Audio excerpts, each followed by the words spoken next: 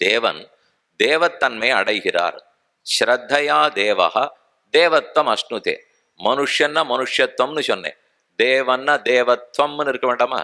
தேவத்வம் தேவத்வம்னால் அனைத்துக்கும் காரணமாக இருத்தல், அனைத்திடத்திலும் வியாபித்திருத்தல், எல்லாரிடத்திலையும் கருணையே பொழிதல், இதெல்லாம் தேவனுக்குன்னு இருக்கிற பெருமகள். அந்த பெருமகள்லாம் நிறம் பெற வேண்டும், சித்திக்க வேண்டும்.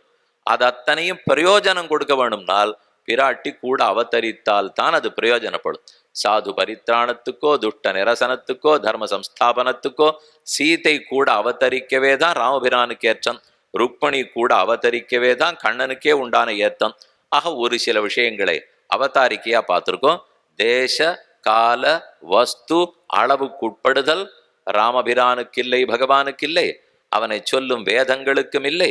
அவை ஸ்ரீராமாயணமாக அவதரித்த போது அதுவும் காலத்தை கடந்தது, தேசத்தை கடந்தது. என்ன விஷயமா இருந்தாலும் அதுக்குள்ள தடிக்கலாம். தர்மேச்ச அர்த்தேச்ச காமேச்ச மோக்ஷேச்ச பரதர்ஷப. மகாபாரதத்துல எல்லாம் இருக்குன்னு சொல்லுவார்கள். ஆனா பாரதத்தை காட்டிலும் ஒரு பெருமை படைத்த இதிகாசம்னு சொல்லணும்னால் இதிகாச சிரேஷ்டமான ஸ்ரீராமாயணம்.